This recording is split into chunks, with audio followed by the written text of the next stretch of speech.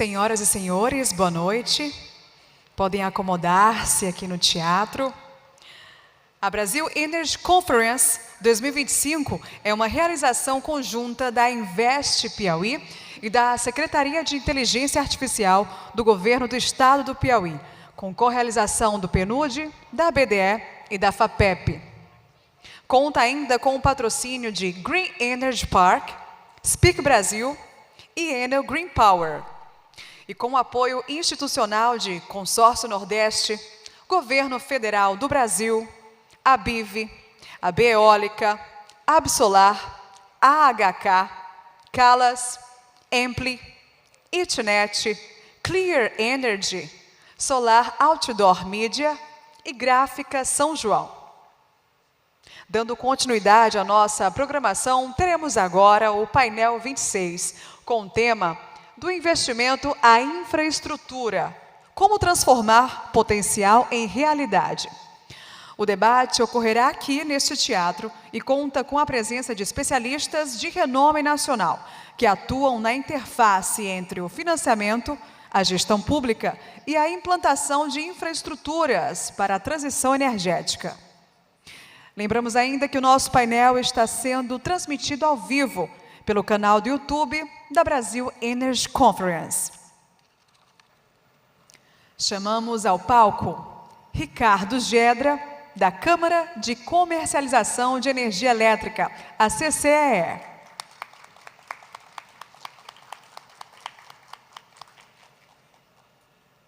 Vitória Santos, do Instituto Clima e Sociedade.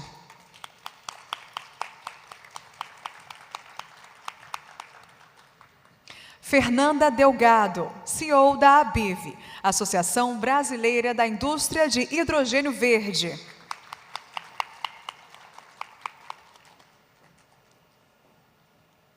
Mário Reines, CEO e sócio fundador da Green Energy Park.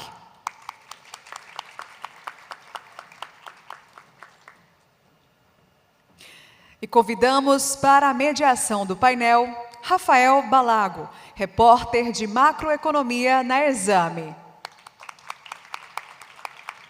Pode sentar em qualquer lugar.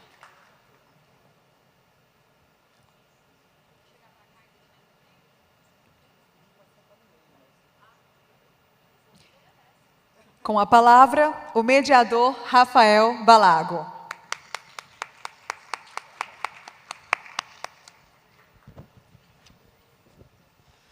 Olá, boa noite a todos, muito bem-vindos a mais um painel aqui da Brasil Energy Conference, tantos que estão aqui no auditório em Teresina, quanto estão acompanhando online.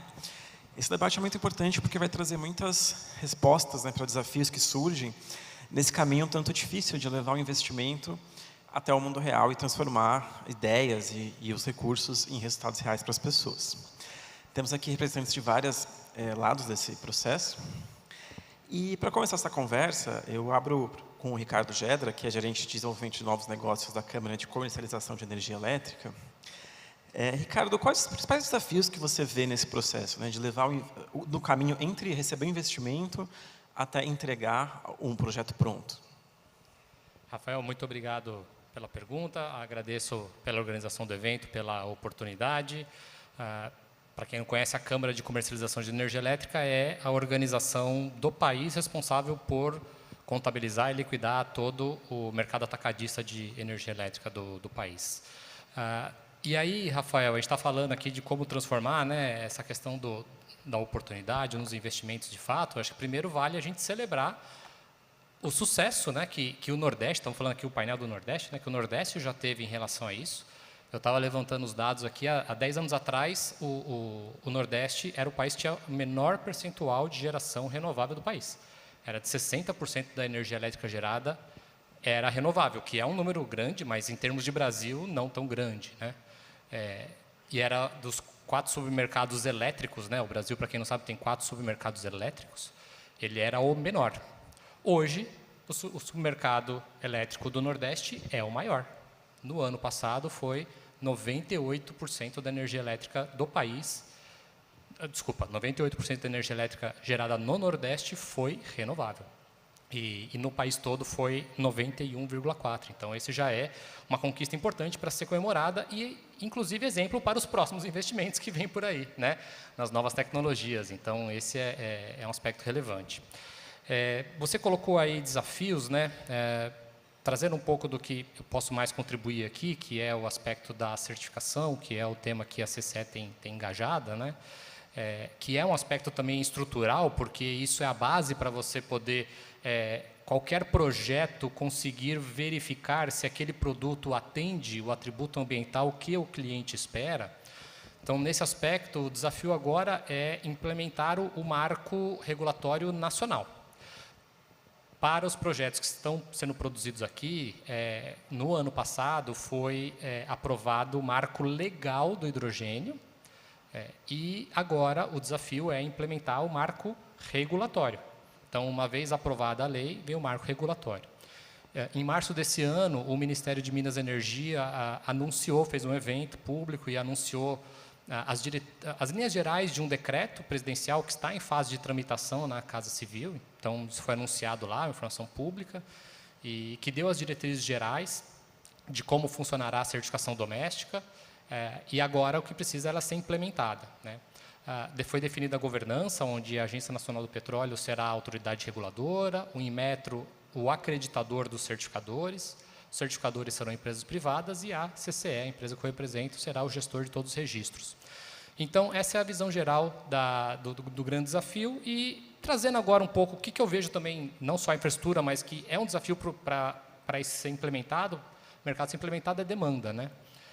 Não é o foco do painel aqui a estrutura, mas é importante deixar claro que demanda é fundamental. E aí, trazendo aqui um pouco para o Piauí, né, que é o propósito, foi bastante falado aqui de um potencial agro que o Piauí tem.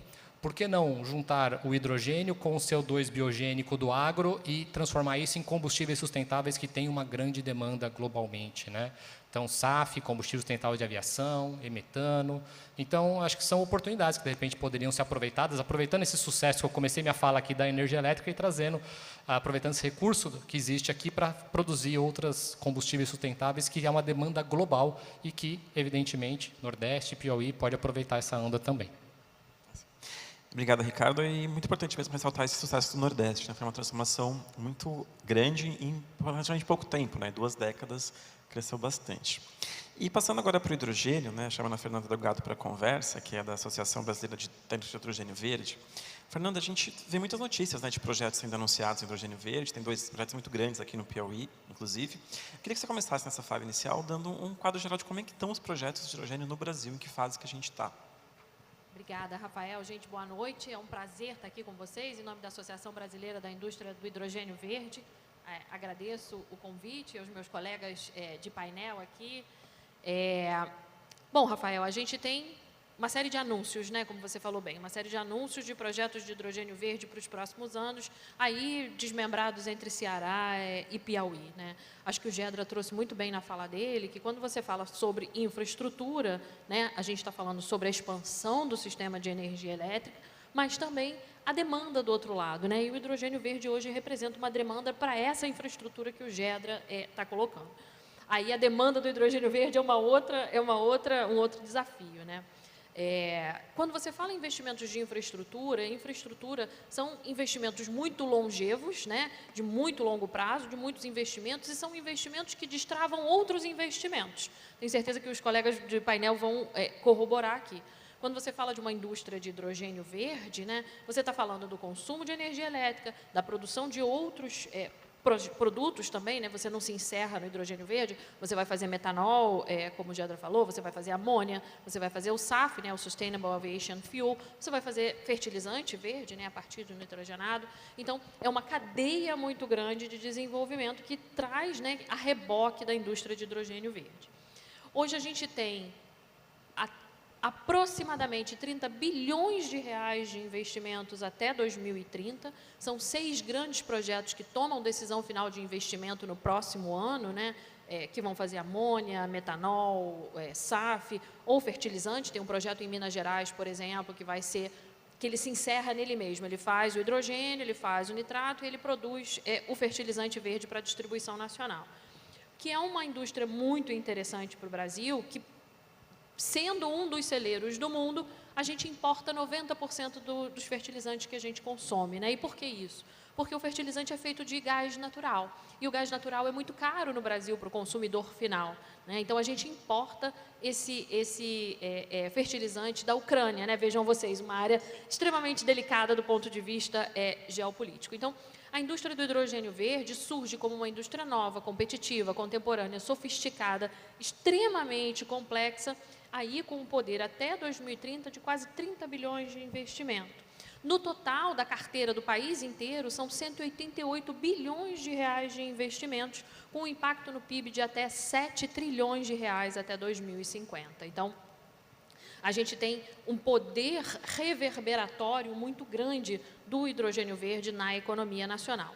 Então, tá bom. Então, por que eu preciso fazer hidrogênio verde agora, né? Da onde surgiu isso? Surge de você ter uma pletória muito maior de energéticos, né? E de possibilidades para você não ser vulnerável, né? Todo o país, e a gente acompanha isso na guerra da Ucrânia e da Rússia, todo país muito dependente de uma base fóssil tem aí a sua vulnerabilidade a esse energético. O hidrogênio verde, ele surge como uma possibilidade real de trazer o conteúdo de carbono para baixo de processos produtivos. Então, quando eu falo do fertilizante verde, é um fertilizante verde a partir do hidrogênio verde, e é verde porque ele é feito com energia elétrica renovável, como o Gedra falou, energia eólica, energia solar e energia hidráulica. Você fala da indústria alimentícia, né? A margarina que todo mundo comeu hoje de manhã é feita de hidrogênio, o sorvete que vocês tomaram depois do almoço também é feito de hidrogênio.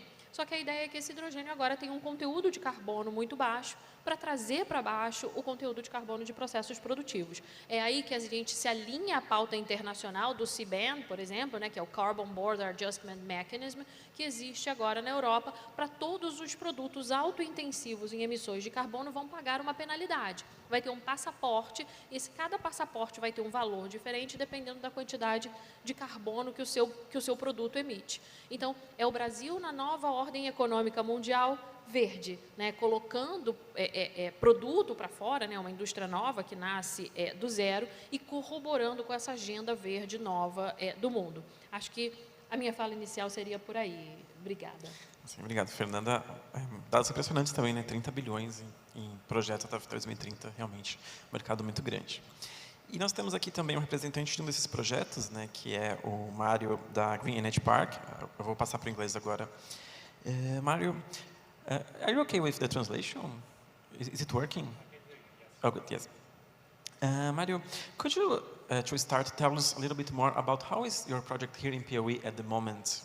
What's the current state of the project that you have here in Piauí? So first of all, thank you for having me at this wonderful conference. We came here the first time in November of 2023. A lot of development work has been completed already since then. So we are very highly active here in Piauí. Anybody who follows us on social media, on LinkedIn, can follow our progress. So today we are in the middle of the feasibility studies for our green hydrogen project, which includes significant parts of infrastructure, both in terms of upstream to the electrical grid connection and towards the midstream, the hydrogen terminal.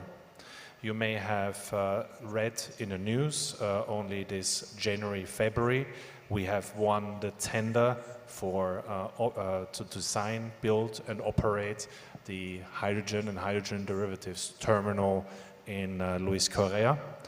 So we are now in the middle of the development work for the port of Piauí to export hydrogen and hydrogen derivatives from Piauí, produced in Piauí, to various parts in the world. And our key target market for our products is the EU, the European Union, but also other parts of the world like Asia and South Korea and Japan in particular. So in summary, we have various projects ongoing in Piauí.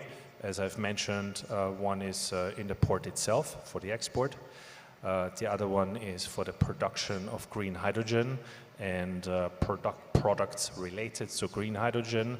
And then third, any infrastructure related to the storage and handling of molecules of the green hydrogen and also of ammonia together with the electricity grid access. And do you have some provision of when these projects will be concluded, like have some dates? You know, we are working on a world-scale project here in Piauí, and to be perfectly honest, if you're working with a project of this size and complexity, you have to be very conservative about the timeline. We are well within our planning. As I've mentioned, we have started our development work about 1.5 years ago. And we expect that we have concrete results in terms of product output somewhere in the time frame between 2028 and 2029. However, I want to emphasize that our project comes in various stages.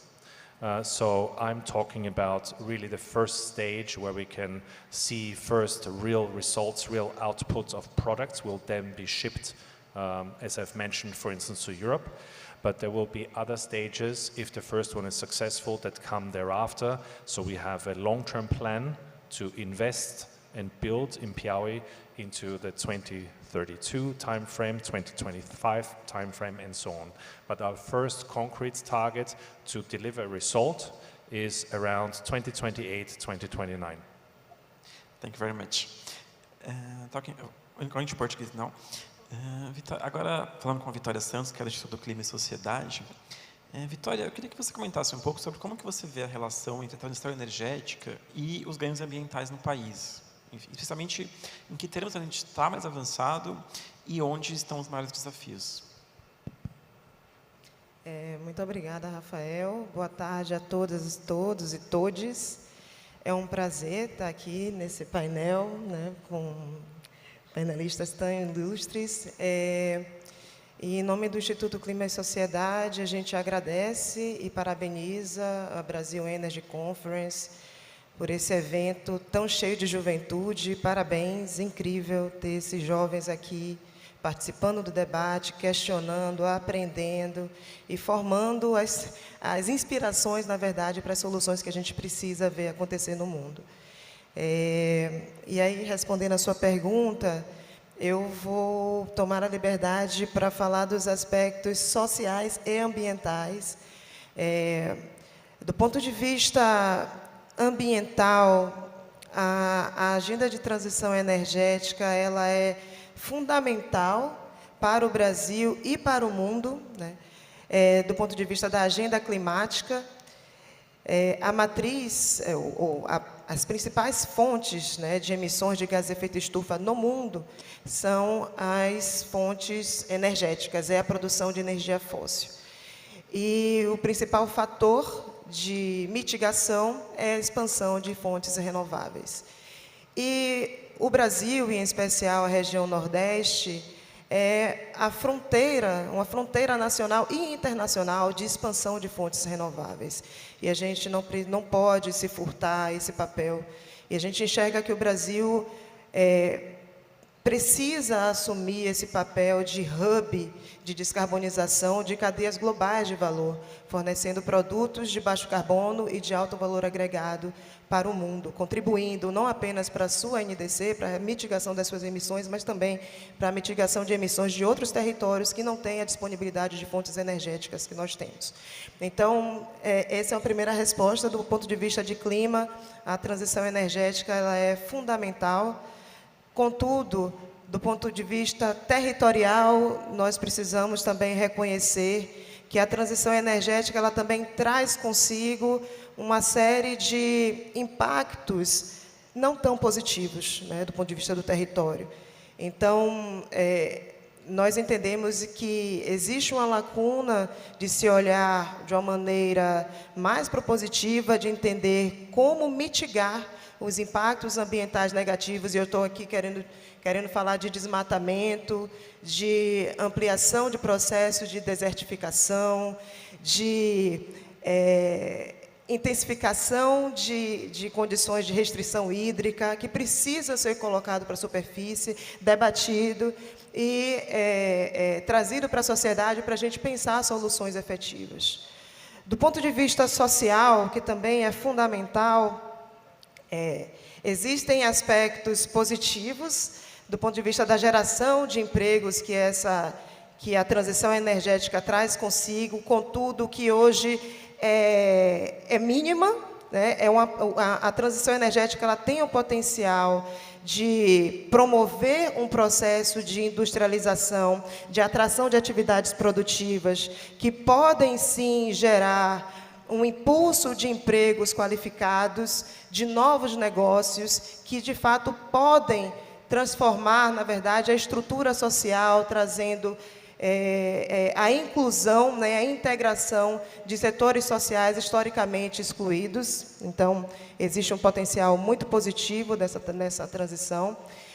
Contudo, tem um aspecto também que precisa ser olhado com cuidado, que é o impacto nas comunidades, nos territórios que recebem esses empreendimentos, e que todas nós conhecemos, né, os grandes impactos sérios, negativos, que alguns empreendimentos, infelizmente, têm nessas comunidades. Então, é uma agenda que tem pontos positivos, mas que tem desafios que precisam ser ainda superados. E um outro ponto fundamental, principalmente por nós estarmos falando de Nordeste, é que para a região Nordeste, que é uma região que sofre historicamente com condições de desigualdades internas e desigualdades geográficas, considerando as outras regiões do Brasil, que precisam ser levados em consideração. O Nordeste tem hoje um nível de informalidade de 50%, enquanto o Brasil tem 30% de informalidade. Além disso, o Nordeste tem um contexto social que tem 73% de sua população formada por pessoas pretas e pardas, e que são também essas pessoas que estão fazendo que são a maior parte, na verdade, desse mercado informal. E se a gente considerar a questão de gênero, as mulheres pretas e pardas também, hoje, elas recebem muito menos do que toda a outra composição da população. Então, é muito importante que a agenda de transição energética ela consiga olhar para esses aspectos específicos do território do Nordeste para pensar políticas públicas que consigam endereçar esses desafios de maneira pontual e específica. Então, essa é a minha consideração. Obrigada. Sim, pontos importantes, Vitória. A Fernanda queria comentar? Sim. Só fazer brilhante a sua fala, Vitória, como sempre. É importante a gente trazer a sociedade para o debate, né, Vitória? Eu acho que isso é meu papel, é seu papel, né? Espaços como esse são extremamente importantes, porque o maior beneficiário, mas também o maior penalizado é a sociedade. Então, a sociedade tem que ser partícipe do que está acontecendo. As decisões têm que ser transparentes e públicas, né, no sentido tanto do investimento privado quanto governamental, porque se a energia for mais cara, a sociedade é que vai pagar, mas ela vai pagar em prol de um determinado benefício. Se empreendimentos estão sendo trazidos, né, como os de hidrogênio verde, né, que eu comentei, que o Mário comentou, essa sociedade tem que entender o que são esses investimentos e como ela pode usufruir dos royalties, da participação especial, dos impostos que vão advir desses empreendimentos. Então, quando você está falando da indústria de hidrogênio verde, são 23 mil empregos até 2023 só no Ceará, né? Fora os outros projetos, fora o projeto do Mário. Então, uma história rápida, né? Todo mundo já ouviu falar da camada de ozônio, né? A camada de ozônio era um problema nos anos 80 e hoje não é mais. Por quê? Porque teve uma consciência global, né? Teve um mandatório, um impositivo da lei dizendo não é mais permitido produzir o gás CFC. Foi alardeado o medo de que todo mundo ia ter câncer de pele, todo mundo passou protetor solar antes de sair de casa, né? Foi alardeado um pavor e isso foi resolvido pela força da sociedade e pela força do mandatório da lei. Com as mudanças do clima e essas consequências tem que ser da mesma forma, né? Como a gente espraia para a sociedade quais são as consequências das mudanças do clima? É a desertificação, como a Vitória falou, é a questão dos recursos hídricos, é o problema que a gente teve no Rio Grande do Sul no ano passado. Então, isso é a consciência e, do outro lado, a força do poder público no mandatório da lei. É assim que a gente vai resolver. Assim, pontos importantes. E só um comentário, a gente teve um debate muito interessante ontem aqui no evento sobre os impactos sociais, né, da transição energética. Está disponível no YouTube também, para quem quiser falar mais sobre esse tema, além desta conversa.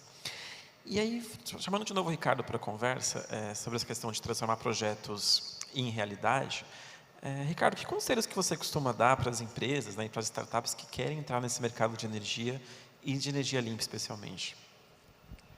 Legal, Rafael. Bom, a gente tem várias oportunidades, né? Muitas possibilidades aí. Inclusive, a gente está num momento bastante oportuno para falar desse assunto, porque bem recentemente foi publicada uma medida provisória pelo governo que colocou um ponto que vai mudar radicalmente como as pessoas enxergam o tema energia, que é a possibilidade de qualquer um de nós que está aqui nesse auditório escolher o seu fornecedor de energia elétrica, como pessoa física, nas nossas casas, coisas que hoje não é possível, só é possível grandes empresas. Então, essa medida provisória foi publicada recentemente. Agora, como todo rito de medida provisória tem um período aí de 4 meses para ser avaliado pelo Congresso para se tornar uma lei. E isso coloca que, a partir do ano que vem e depois começa uma abertura, possibilidade de quem está, indústrias e comércios ligados em baixa tensão, todas as indústrias e comércio do Brasil, as que ainda não são elegíveis, passarão a ser elegíveis a migrar para o mercado livre, elegível, não é obrigatório, passarão a ser elegível. E, para o final de 27, tornar-se-á elegíveis consumidores residenciais, ou seja, todos nós nas nossas casas. E aí, Rafael, que tem um link que você trouxe, porque isso abre um leque de possibilidades gigantesco para novos negócios, né? E eu falo isso pela experiência que já existe ao redor do mundo, né? Na Europa já é tudo assim. Nos Estados Unidos é parcialmente, principalmente no Texas, tá? Nos Estados Unidos ele é tudo fracionado ali, tem legislações estaduais. O Texas ele é realmente um estado, desculpa, que tem ali uma liberdade grande para o consumidor. A Austrália também uma parte. Mas pegando exemplo da Europa, você tem muitas possibilidades de novos negócios, de novas soluções. Você pode oferecer serviços, você pode ter programas de fidelidade, você pode agregar várias coisas relacionadas ao tema energia, junto com a possibilidade do consumidor de baixa tensão poder escolher seu fornecedor. Então, aí tem um campo bem fértil e a questão da startup ela tem que pegar do começo, né? E nós estamos no começo, né? Acabou de ser essa medida provisória, vai começar um trabalho grande agora, após se tornar lei, né, de fato de regulamentar isso, e é aí que tem a oportunidade de criação de novos negócios para serem oferecidos a partir do momento que isso passar a valer. Então, aí é ficar de olho, pesquisa no mundo, quem quer abrir uma startup aí, pesquisa no mundo que já tem em outros países que eventualmente poderia trazer para cá, ou obviamente customizando com as características brasileiras, né? Tem muita coisa por aí que não vai servir. Você fala, nossa, os países lá do norte da Europa, principalmente, que tem aquecimento de casa. Então, eles têm um pacote lá que é para aquecer a casa. Isso não pega no Brasil. Pelo contrário, né? Mas para resfriar, né? Pois é, esse é o problema aqui, né? Ainda mais onde a gente está, que é uma região bastante quente. Então, claro, não dá para fazer o copiar e colar, mas sim desenvolver soluções adequadas, né? A gente não tem o problema, a gente tem necessidades de esquentar a casa, mas a gente tem outras necessidades, né? De resfriar e outras necessidades gerais aqui que se aplicam para a gente. Então, desenvolver soluções para isso é uma oportunidade. Agora, saindo desse contexto, né, de abertura de mercado, que é uma grande oportunidade, mas indo para outras, né? Então, dentro da pauta de hidrogênio, que é um dos temas centrais aqui do evento, a gente tem falado aqui, tem muitas conversas em relação a como chegar na decisão final de investimento. O Mário está colocando aqui como, né, a Green Energy Park também está evoluindo bem com o projeto deles e toda a parte de análise. E se for desenvolvida novas tecnologias de produção de hidrogênio seja através da eletrólise mesmo ou outras, de baixo carbono, mais eficientes. O ganho de eficiência, certamente, tem uma oportunidade muito representativa aqui de pesquisas, de desenvolvimento, de novas soluções. Então, eu acho que isso vai ajudar bastante no desenvolvimento do mercado. Trazendo também uma experiência que eu tive na semana passada. Semana passada eu estava em Tóquio, no Japão, e tive a oportunidade de visualizar um pouco do mercado do hidrogênio lá. E numa visita feita à Tóquio Gas, que é a empresa que distribui gás natural na região metropolitana de Tóquio, a gente viu que eles já estão fazendo blending de e-metano no metano fóssil, né? O e-metano é o metano produzido uma rota de eletricidade, intensa eletricidade, que no caso é o hidrogênio mais o CO2 biogênico, né? E hoje no Brasil não se fala muito disso, então tem possibilidade de desenvolvimento de tecnologias que você consegue produzir um combustível sustentável e que é mesclável, né? O pessoal tem um termo bonito em inglês, fala drop-in, né? Mas não gosto de usar ele usando para o nosso bom português aqui, que você pode misturar tudo, né? Usando bom português, mistura tudo e está valendo, né? Mais ou menos assim, mistura tudo e funciona. E isso é um grande alavancador, porque quando você não pode misturar um combustível, você tem uma barreira. Falando do caso do hidrogênio também. Você, pela infraestrutura que a gente tem aqui no Brasil, você não consegue fazer um blend, uma mistura, com alta percentual de hidrogênio na infraestrutura de gás natural. Mas, por exemplo, conversando com o pessoal da Holanda, eles conseguem fazer. Basicamente, precisa de trocar algumas válvulas, mas não a rede de dutos. Porque o material usado nos dutos lá, quando foi feita a rede de gás holandesa, já foi um material que tem uma característica determinada que permite a alta concentração de hidrogênio, que aqui no Brasil não é possível pela característica do material utilizado na maior parte da rede, né? Então, aí também tem uma oportunidade de pesquisa, desenvolvimento e novas soluções, que é como que eu consigo otimizar a infraestrutura de gás natural com hidrogênio, e tanto do lado da infraestrutura de construtiva, quanto do lado dos queimadores, né?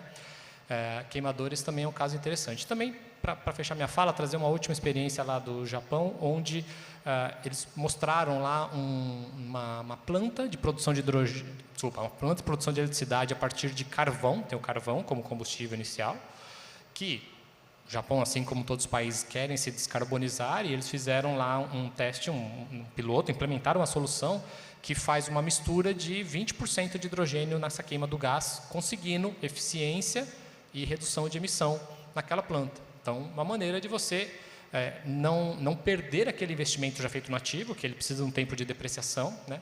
E conseguir já uma redução significativa. Mas também, isso não é algo simples, tem pesquisa, tem solução, né?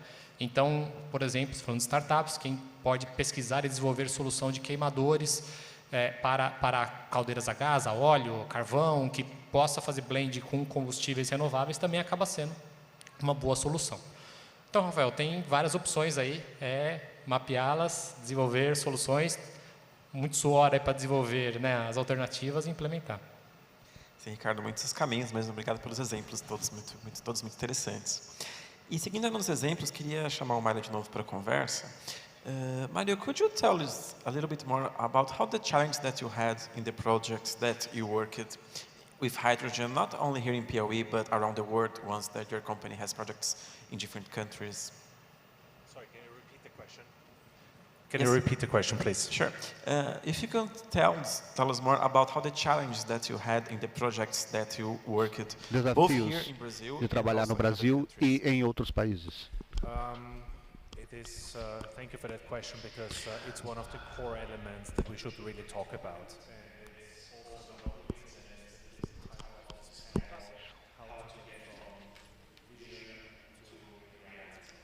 And in a nutshell, that is the core problem that we find in any projects that we are touching anywhere in the world. And we have several large projects currently under development, 3 alone here in Brazil. Piauí is a prime example, but we also have projects in Europe. What you will see in our industry, and that is true across the board, that there is many wonderful projects on PowerPoint. But there's very few projects that are actually being built. And that is something that has to change. One of the key challenges is that people kind of start not with a comprehensive plan how to get all the way to the end, because the key challenge is to reach the final investment decision for a project. A project is a complex undertaking, and that typically requires various strategic partners to work together and make it a reality. Here in Piauí, for instance, one of the reasons why we came here is the tremendous support that we receive from the government under the leadership of Rafael Fonteles, but also from Investe Piauí itself under the leadership of Victor Hugo. I'm a strong believer that the moment you're talking about energy and infrastructure at size, you have to bring many strategic partners around the table to accomplish something, and government is a key component of that. But not only government, you need to have strategic partners from industry. So I'm an entrepreneur. I'm putting together this project with 3 partners, so we have 4 people in total driving this process, but we alone won't make it. So therefore, we have built a coalition, and that's true for every single one of our projects, Piauí included. We are building a coalition of strategic partners to help us accomplish our goals. What does that mean? What is a strategic partner? These are typically industry participants. In our case, this would be, for instance, an electrolyzer manufacturer. This might be somebody from the renewable energy sector. We have, for instance, a partnership with Eletrobras, which is public known, and that's a very important element to the equation too. But there's other things that you might not expect, or at least it's not something that people encounter every day. For instance, compressor technology is very important for our lives, And so we have also strategic partnerships with compressor manufacturers, believe it or not. Then there's shipping. Somehow the goods need to travel across the oceans in order to engage in international trade and find the final offtake markets. In short, you have to have many people across the value chain, many companies across the value chain contributing. And finally, it's the financial community. So any of these projects need and absorb a lot of capital. These are equity investors on the one hand, and debt financing institutions on the other hand, banks essentially. So I've mentioned essentially 3 ingredients that are very important. 1 is government support, 2 is strategic investors like industry participants that participate in the project, and finally the financial community. And all of them have to come together in order to make a PowerPoint presentation into a real product and company and industrial plant. Now, everybody has their own roles, and if you ask me what are the key challenges that we overcome, it is essentially bringing all these parties together, because that is the secret to success. Everybody has, in my opinion, has to find the natural spot in such a consortium and in such a collaboration. There's no point in forcing somebody into a spot that they not naturally belong into. And thereby already with the 3 groups that I've mentioned, you obviously find what are the various roles they have to take on. And coming back to the example that I used initially for Piauí here in particular, the government here in Piauí has been extremely welcoming to us. They have been very helpful in introducing us in the local ecosystem, find local partners to collaborate with, but not only that, it was also the introduction to the federal government in Brasilia. I can mention that the vice president of the federation came to our inauguration event in December 2023 in Parnaíba. So all of these things are really, really helpful in getting such a project underway, getting it started, but actually executing it all to the end. And if you think about the many companies that have to collaborate to make this a success, you need to have local support. So anybody here in the room can be part of this. We are very inviting, also what I'm hearing here in terms of employment opportunities. You know, over my career as an entrepreneur, I've created many, many jobs in very many different places around the world, and I'm very proud of that. And that is also something we want to bring to Piauí. Our projects are industrial in nature.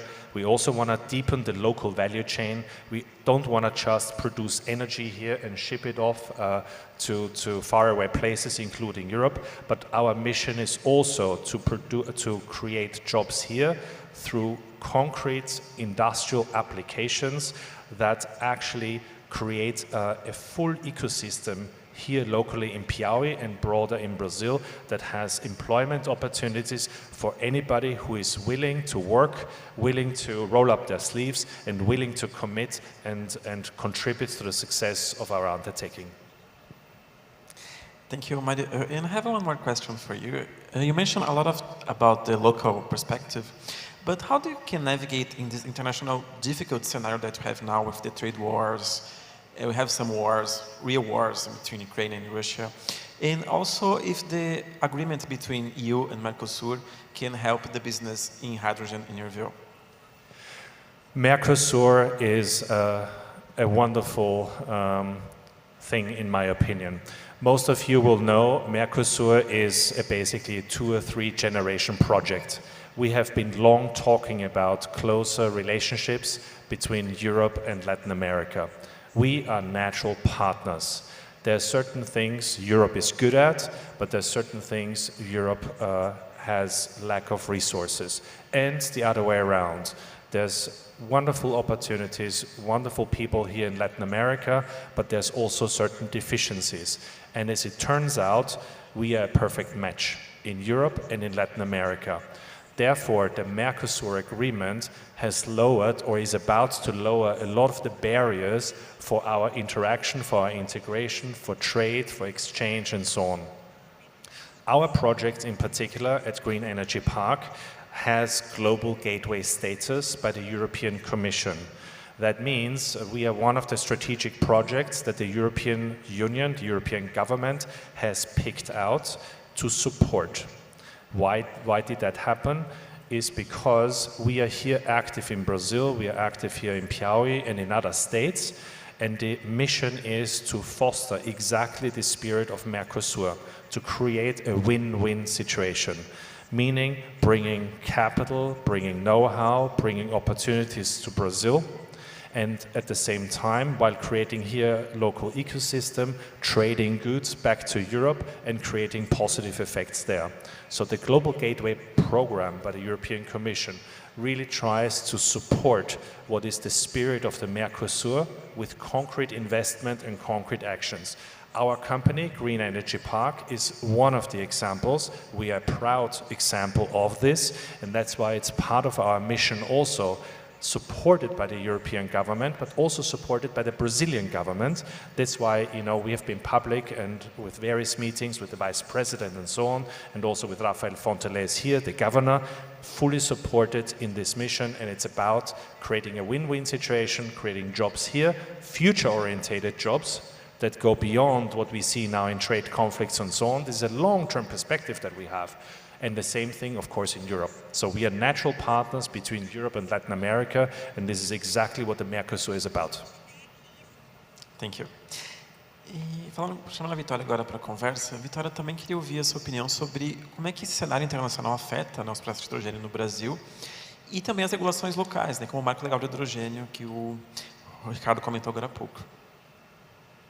Desculpa, para a Fernanda, confundi.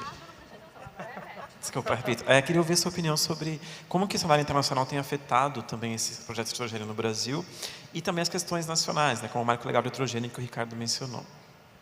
Obrigada, Rafael. Certamente o mercado internacional afeta o mercado nacional, né? O mundo é globalizado, por mais que o presidente Trump não queira, o mundo é globalizado, né? Então, até esse para trás-mente aí, né, do presidente Trump em relação à agenda verde nos últimos meses, abre possibilidades reais de investimentos no Brasil. entre os associados da ABIV, né? A ABIV é uma associação pequena, são 35 associados, já existem empresas que tinham investimentos nos Estados Unidos e por causa da ausência do IRA, né, do Inflation Reduction Act, que ia prover $3 por quilo de hidrogênio produzido, né, um subsídio ali monetário para as empresas, por causa da ausência desse IRA, já desviaram a sua atuação para o Brasil.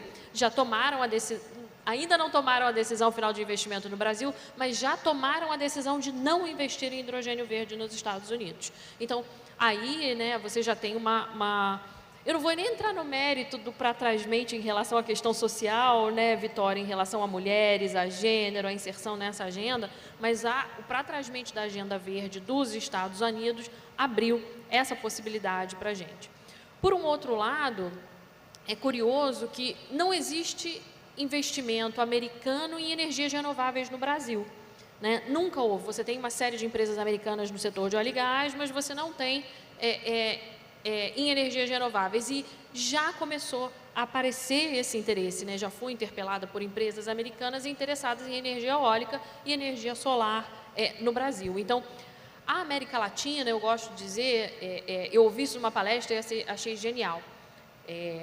A gente tem uma miríade muito grande de possibilidades e tem muitos recursos, e em América Latina sendo separada do mundo, a gente só ia sentir falta da Netflix, porque o resto todo a gente consegue resolver dentro dos nossos próprios recursos.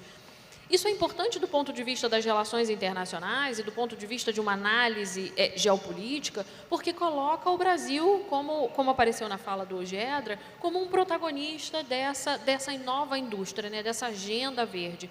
E protagonista fala com protagonista, né, senta na mesa para negociar com o protagonista. Isso é muito importante num ano em que a COP acontece no Brasil, né? Estamos todos nos preparando para a COP 30 de Belém. Então, abre uma possibilidade de investimentos reais e, ao contrário de anos anteriores em que você teve carteiras de investimentos abertas em energias renováveis, você agora vislumbra esses investimentos como possibilidades reais, né? Ou seja, no português bem claro, né? Tem dinheiro na mesa. Então, quando você fala de uma agenda sustentável, quando você fala de uma agenda verde, quando você fala de negócios em energéticos renováveis, tem dinheiro na mesa, tem possibilidades reais, porque você tem um mercado do outro lado com metas de emissões que precisa cumprir e não tem 98%, né, Gedra? 90% de energia renovável disponível durante o dia, e isso é essencial. Então, a gente tem aqui mais de 90% da energia renovável, né, no subsistema, pode falar subsistema, está correto? Sim, tá correto. Subsistema Nordeste. Você tem a disponibilidade de energia renovável, você tem a disponibilidade de terras, né? E aí, congratulo, juntamente com o Mário, o governador Rafael Fonteles, nessa abertura de possibilidades para as empresas. Você tem disponibilidade de terra, você tem água de reuso, você tem um porto, né, portos organizados e com infraestrutura estabelecida para a exportação. E você tem um cenário geopolítico muito favorável para a América Latina desse ponto de vista, né?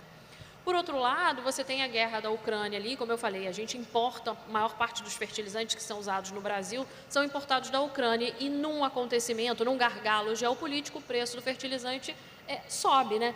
O que também possibilita aí a abertura desse programa do governo, que é a Nova Indústria Brasil, de trazer de volta a indústria de fertilizantes para o Brasil, e que ela já venha verde, né? E que ela venha descarbonizada. Eu vou precisar também descarbonizar a agricultura brasileira. Então, o cenário geopolítico, né, como você mencionou na pergunta para o Mário, pode não parecer o mais favorável desse ponto de vista, né, de questões geopolíticas, de embates, de uma agenda sendo desordenada do ponto de vista norte-americano, saíram do Acordo de Paris, saíram da OMC, enfim. Mas isso abre possibilidades reais de investimento, uma vez que você pega o país preparado, né? E aí você tem que ter uma agenda legal, uma agenda regulatória, você tem que ter conexão à rede, você tem que ter todos os stakeholders, né, usando uma palavra aqui, um inglês, né, para seguir a linha do Mário, você tem que ter todos os stakeholders aí muito alinhados para fazer isso acontecer. Felizmente, também é uma vantagem brasileira, nossas instituições são muito fortes, são muito reconhecidas, né?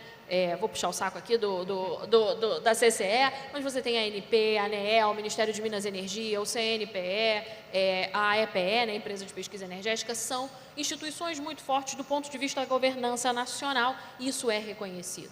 O Brasil é muito reconhecido também pela santidade dos seus contratos, não se quebram contratos no Brasil. Isso posso falar aí de mais de 25 anos de experiência no setor de óleo e gás e agora no setor de energias renováveis, os contratos são santificados no Brasil, o que é extremamente reconhecido do ponto de vista do mercado internacional. Então, você tem hoje um alinhamento dos astros, né? Você tem os fundamentos de mercado para esses investimentos em energias renováveis, né? / aí, hidrogênio verde, você tem toda essa conformação, mas a gente precisa do outro lado, né? Isso apareceu na fala do Mário. Certamente alguém vai falar assim, não, mas aí é o dilema do ovo e da galinha, né? Você precisa da demanda de um lado, você precisa da oferta do outro, como você equaciona isso? Qualquer dilema de ovo e da galinha só tem uma forma de solucionar, através de política pública. Então, são políticas públicas bem endereçadas, como apareceu na fala da Vitória, são políticas públicas bem endereçadas, que saibam atender o que o investidor vem para trazer, né, como o Mário falou, mas que também perpassem aí as necessidades da sociedade. Por isso que é importante espaços como esse, novamente, né, para essa discussão. Então, a política pública tem um papel muito importante, a geopolítica mundial é pró-Brasil, né, é na direção da atração de investimentos para o Brasil, e você tem um alinhamento dos fundamentos de mercado muito bem fazejos para a atração de investimentos em hidrogênio verde. Não sei se eu te respondi, Rafael, mas eu tentei. Essa foi uma boa resposta, até para um cenário interessante que não tinha pensado muito sobre como o Brasil pode ter vantagens nisso, né? Só queria um comentário final sobre o marco do hidrogênio verde aqui no Brasil. Como que você avalia se já teve algum efeito positivo? Olha, o Gedra trouxe isso na fala dele, né? No ano passado, a gente aprovou 2 leis de hidrogênio. A gente ainda não tem um marco legal. A gente ainda não tem um marco regulatório. A gente tem um marco legal. Uma lei que traz toda a estrutura, né, para o mercado de hidrogênio, falando aí de taxonomia, competências regulatórias, né, trazendo a ANP como órgão regulador do mercado, falando de sistemas de certificação, né, que está aqui no espectro da CCE. E você teve uma segunda lei, que foi a 14.990, com os incentivos fiscais, né? O que é isso? Para quem for produzir e comercializar hidrogênio verde no país, né, e eu vou usar o termo hidrogênio verde, não hidrogênio de baixo carbono, né, porque a gente advoga pelo hidrogênio a partir da eletrólise da água, usando energia solar, energia eólica, energia hidráulica, você tem a concessão de créditos, né, pelo governo federal de 18 bilhões de reais entre 2028 e 2032, que é o tempo que se estima que essa indústria vai fazer o seu ramp-up, né? Então, são incentivos aí com uma delimitação financeira finita e com um escopo de tempo, também um espectro de tempo definido. Essas 2 leis foram aprovadas e sancionadas pelo presidente Lula no ano passado, e agora você precisa dar um drill down, né? Você precisa trabalhar nessa legislação para que ela se transforme em decretos, ou seja, você precisa do regulamento dessas 2 leis. Uma lei é conhecida como o regulamento do REHIDRO, né? Como vai ser a certificação, como vai ser a taxonomia, como a ANP vai trabalhar, se esses gasodutos que a gente tem podem ou não podem, né, ter o acesso aí a hidrogênio verde, como você faz isso, e uma outra lei que vai implementar esses subsídios. Quais são as características que as empresas têm que ter, têm que cumprir para terem direito a acesso a esse crédito. É importante destacar, Rafael, que projetos alavancadores e projetos para trazer o preço para baixo, por que o preço para baixo? Porque hidrogênio já existe, né? Como eu falei, o sorvete, a margarina de todos nós é feito de hidrogênio. Então, a indústria de hidrogênio ela já existe no Brasil. São 500 mil toneladas por ano, consumidas aí principalmente para o processo de refino de petróleo. A diferença agora é uma indústria de um hidrogênio verde. E a escala que essa indústria tem para trazer para o país nos próximos anos. Então, agora o que se trabalha é na regulamentação dessas 2 leis, né, uma para o REHIDRO e outra para o PHBC, que são os subsídios, e depois ainda um segundo passo, junto com o agente regulador, da qualidade desse hidrogênio, desse metanol, desse SAF, dessa amônia, toda a questão de gasodutos, toda a questão de certificação, enfim. Ainda tem muito trabalho pela frente. Esses 2 decretos têm uma expectativa aí do Ministério de Minas e Energia de entregá-lo em mais um mês, mas todo mês é mais um mês, mas a gente continua esperando por mais um mês.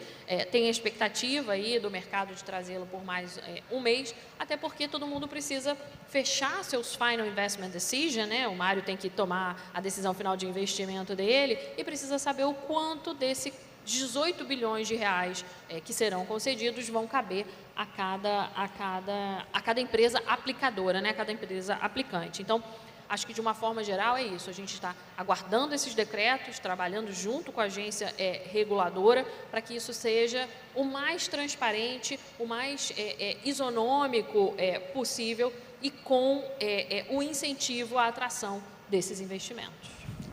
Mário, Obrigado. posso fazer um complemento aqui? Que a Fernanda já deu aqui uma visão excelente aqui dos aspectos da lei e são muitas coisas que estão lá colocadas também. Um complemento que eu faço, ela falou super bem aqui do REIDRO.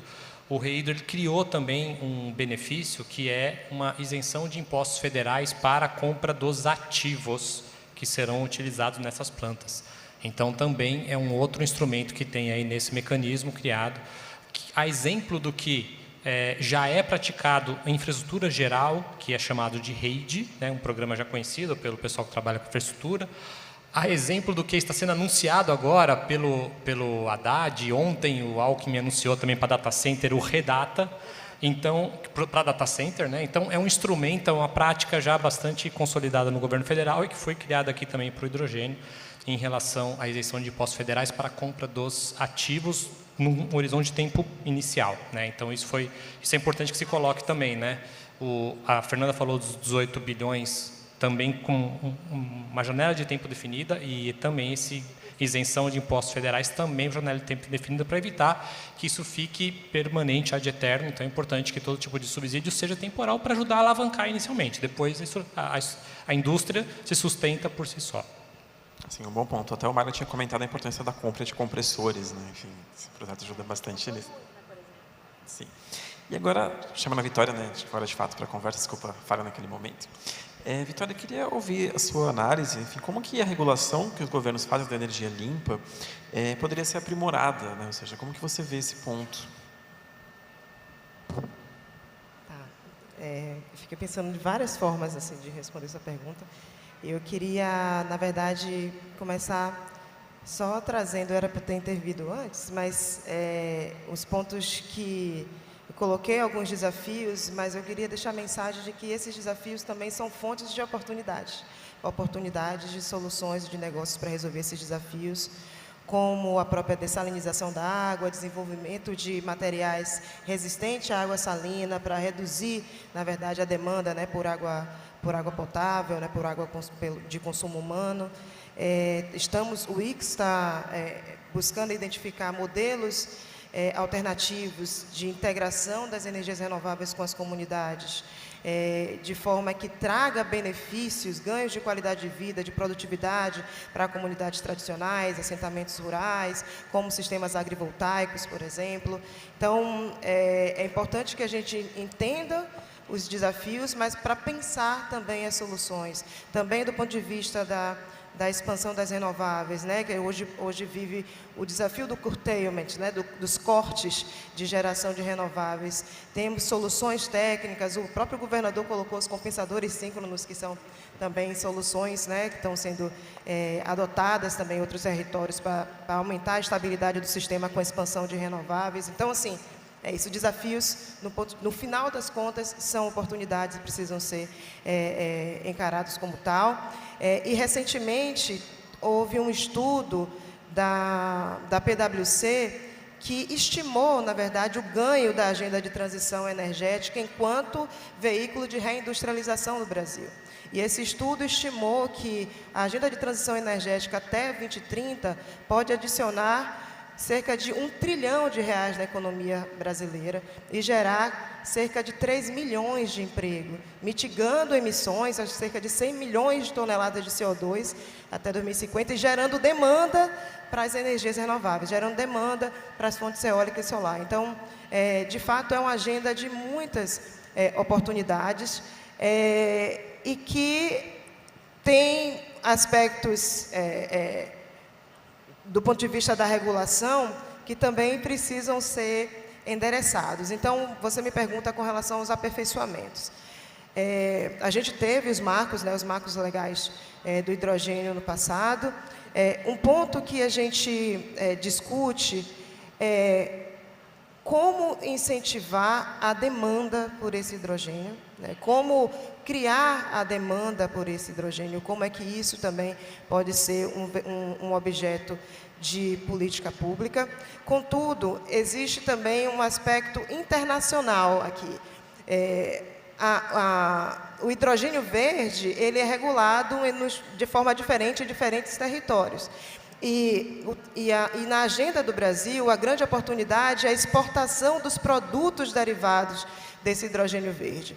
Então, é importante que essa regulação internacional reconheça, na verdade, as diferentes possibilidades de produção desse hidrogênio verde a partir da matriz de recursos naturais que tem no Brasil. Que reconheça, na verdade, as diferentes vocações dos diferentes territórios e aí que amplie essa visão até para além da energia eólica e solar, que é hoje, né, a principal, como o hidrogênio verde é considerado verde internacionalmente, que considere a hidrelétrica, que considere, eventualmente, a biomassa, né, que considere outras fontes, o biometano, enfim, como fonte, para além da eólica e solar. E do ponto de vista nacional, a gente entende que existem alguns aperfeiçoamentos para avançar uma agenda de expansão de renováveis, que é o aperfeiçoamento do mercado, de como a produção de eletricidade é regulada de forma que remunere as diferentes fontes pelos serviços que ela oferece ao sistema elétrico. Por exemplo, um dos fatores de restrição da expansão das renováveis e fontes de curtailment é que hoje as hidrelétricas, né, os reservatórios de hidrelétricas não são remunerados enquanto capacidade, enquanto fornecedor de flexibilidade para o sistema. Então, esse é o aperfeiçoamento que a regulação do mercado de eletricidade precisa ter. E outro aperfeiçoamento, na verdade, uma oportunidade que a gente tem hoje é o processo de regulamentação do mercado regulado de carbono, que precisa ser pensado também enquanto política industrial, enquanto política que impulsione e movimente esse mercado. Então, assim, é uma pergunta que traz uma possibilidade de diferentes enfoques, né? Mas eu gostaria de destacar esses, que é o que a gente está enxergando dentro do Instituto Clima e Sociedade, como pontos que precisam de um olhar mais cuidadoso e participativo da sociedade civil. É isso. Obrigada. Obrigado, Vitória. E caminhando já para a parte final, né, em respeito ao tempo, que já está um pouco estourado, passo então as palavras finais, começando pelo Ricardo. Obrigado, Rafael. Bom, eu vou até puxar o gancho que a Vitória trouxe aqui agora recentemente, né, do foco de exportação, de produtos, né? Então, a gente falou aqui bastante nesses dias do hidrogênio, e tem demanda nacional, tem demanda para o uso do produto em si, como a Fernanda já colocou aqui, né? Para a indústria alimentícia e outros. Agora, a maior demanda são os seus subprodutos. E é importante, então, a gente ficar de olho nisso, para poder atender esse mercado. Então, demanda é uma coisa importante. A gente teve um solo fértil de marcos legais no ano passado. Além do hidrogênio, a gente teve combustível do futuro, que fala de descarbonizar a aviação. A gente teve, no combustível do futuro, também fala de descarbonizar o consumo de gás natural do Brasil. E tudo isso são oportunidades. E acho que é importante a gente ficar de olho nessas oportunidades para poder abraçá-las e atendê-las. Porque, diferente do caso do Marco Legal do Hidrogênio, por exemplo, que não foi criado demanda obrigatória na lei, a Lei do Combustível do Futuro criou demanda obrigatória para a descarbonização do setor de aviação doméstico. Já existe um programa internacional chamado CORSIA para a descarbonização do setor de aviação internacional. A Lei do Combustível do Futuro criou uma demanda obrigatória para a descarbonização do setor de gás natural. Aumentou o de etanol. De biodiesel também, aumentou as misturas, né, de etanol e biodiesel. Quer dizer, tem muita coisa acontecendo, demanda, e essa é demanda legal, né, mandatória. Então, é importante ficar de olho nisso, que são oportunidades. A gente está falando de oportunidades, então acho que oportunidades tem muitas aqui, e acho que parabéns aí pela organização do evento, porque acaba dando a possibilidade de estruturação, orientação para que todos possam abraçá-las, né? Sim, realmente, um dos objetivos do evento é que as pessoas conheçam mais essas oportunidades e trouxe várias delas hoje aqui. Obrigado, Ricardo. E agora passo a palavra para o Mário. Mário, your conclusion. I want to leave you with my last thought here. Think about where I'm coming from. I'm European, I come here to Brazil, I come here to Piauí for a very big project that takes many, many years to accomplish. And you really have to ask yourself, why are we here? We have heard about regulations, we heard about tax, we heard about all of these things. These are important elements. But the number one reason why we are here is that we find that Piauí is one of the very few places anywhere in the world where you can build a large-scale hydrogen project that is commercially viable. And if the topic of this panel is how do we get from a PowerPoint or vision to reality, the number one reason, it has to work commercially. Once you have a commercial viable model, then you can deal with regulations, you can deal with taxes and so on and so forth. I'm not dismissing that at all. It's a very important in terms of framework. But I can tell you that we have looked as a team, my entire team and my partners, we have toured the entire world. We have been everywhere. We have been to North America, we have been to Asia, to India, to Africa. We have looked at various places in North America, in Canada, etc., etc. We have a long checklist that we have built out of experience. And when we came to Brazil, when we came to Piauí, we said, oh my God, this must be one of the absolute best places in the world for such a project. So you may not realize it if you're living here in Piauí or in other parts of Brazil, but Piauí indeed, together with 2 or 3 very select spots, part of them in the northeast, indeed can make the hydrogen economy a reality. And it's a huge opportunity, not only for today, but for the coming years and decades. So I can leave you with that thought. The very fact that I'm sitting here, that I'm spending my money here, that I'm spending my time here, that we are bringing our teams, our expertise, and we are growing already, and we've hired quite a few teams of people here in Piauí and developed this project, should give you confidence that yes, indeed, there's a real opportunity here in Piauí. There's real growth possible within the hydrogen economy, and not only for just producing hydrogen. We're talking hydrogen, hydrogen, hydrogen all the time, but that is only the beginning of the value chain. Think about green steel, green iron. We talked about green fertilizers, even though that's a little bit more of a difficult business proposition. But once you have competitively priced, and not just anywhere, but worldwide, the lowest price in green hydrogen is possible here in Piauí. And if you have worldwide the cheapest price for a commodity that is the starting point of an entire value chain that goes into industry and trade, then you know what the potential is. What we have to achieve together is to build the infrastructure, to build the regulatory environment, to build the skills and the know-how to make this happen. And I also want to mention one final thing. One of the things that is holding up a little bit, to be perfectly honest, here in Piauí, is just the experience. We don't find enough counterparties that are actually used to deal with international companies like ours. We find this with contract negotiations. We find this with little details. So there's a huge opportunities for the service industry also to help this entire opportunity to flourish. So look at not just hydrogen as a core product, but it will require lots of services around it and lots of new learning opportunities for the local ecosystem that we desperately need. And that is an opportunity for many, many businesses, local businesses, to service us, to service our peers, to service everybody who comes as a consequence of our original activity. And I can tell you, like even today, we have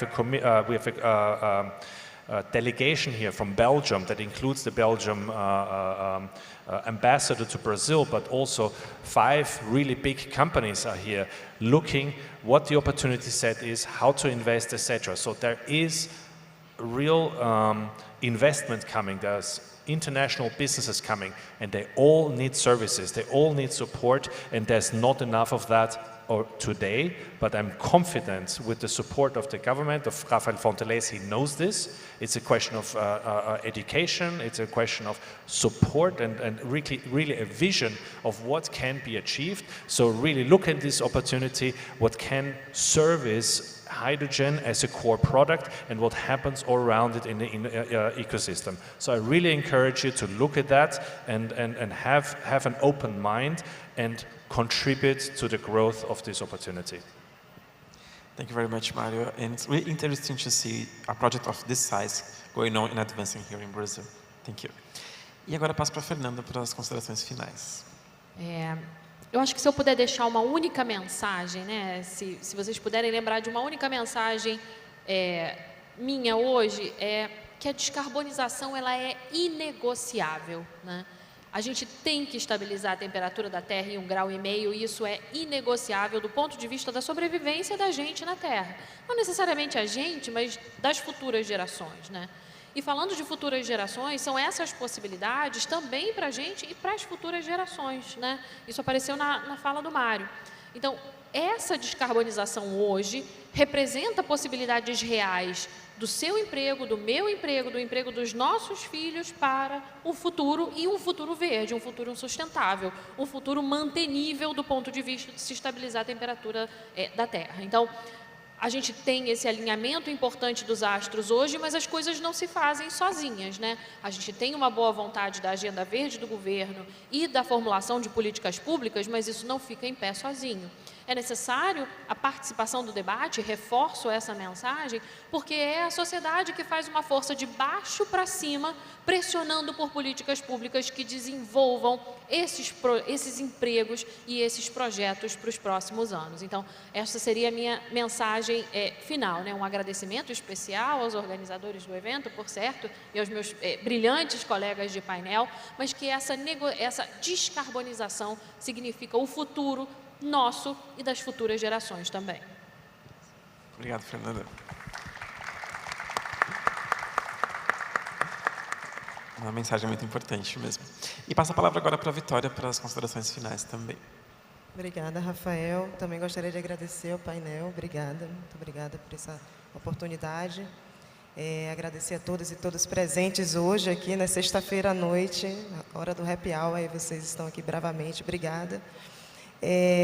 A minha mensagem final vai para a juventude também.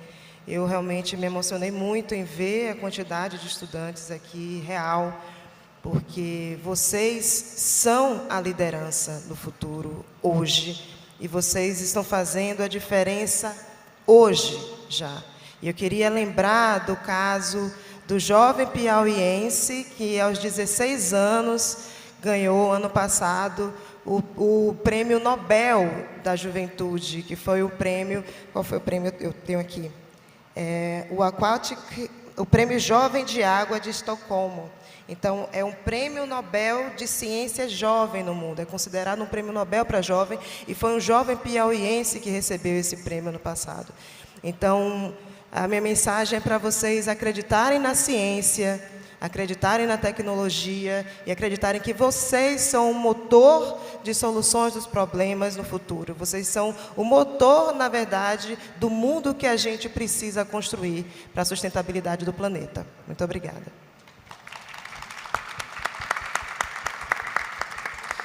Obrigado, Vitória. Agradeço muito também a todos os painelistas aqui, uma discussão muito interessante, muitas ideias e reflexões para vencer esse grande desafio, né, que é tirar a ideia do papel e transformar em realidade. Agradeço também a todo mundo que ficou aqui até o final, né, como a gente mencionou sexta-noite, seguindo acompanhando aqui esse debate.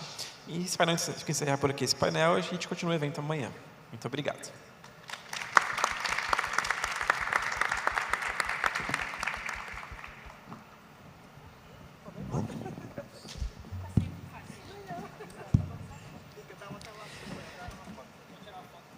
senhoras e senhores, agradecemos mais uma vez a presença de todos em mais um dia da Brasil Energy Conference. Esse evento que é uma realização conjunta da Invest Piauí e da Secretaria de Inteligência Artificial do Governo do Estado do Piauí, com correalização do PNUD, a BDE e FAPEP. Agradecemos ainda aos patrocinadores desta conferência, Green Energy Park, Speak Brasil, Enel Green Power. E estendemos ainda os nossos agradecimentos aos apoiadores deste evento: Consórcio Nordeste, Governo Federal, ABIV, AB Eólica, Absolar, AHK, Calas, Ampli, ITTNet, Clear Energy, Solar Outdoor Media e Gráfica São João. Amanhã, a partir das 10h30, estaremos de volta com mais painéis que discutem o futuro das energias renováveis. Desejamos a todos uma excelente noite. Esperamos todos aqui amanhã para o encerramento deste importante evento. Muito obrigado.